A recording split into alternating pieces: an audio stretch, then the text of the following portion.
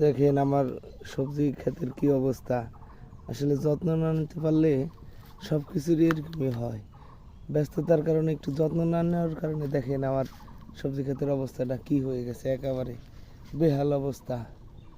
গলাটাও ভেঙে গেছে, একদম মনে হচ্ছে যে একেবারে ময়লা আবর্জনায় ভরে গেছে। ব্যস্ততার কারণে সময়ও দিতে পারতেছি না। আসলে সময় না দিতে পারলে কোনো কিছুই ভালো হয় না, এটা তারই প্রমাণ। ঠিক আছে, এটা আমি একদম হাড়ে হাড়ে টের পেয়ে গেলাম। আসলে নতুন কৃষক বলে কথা।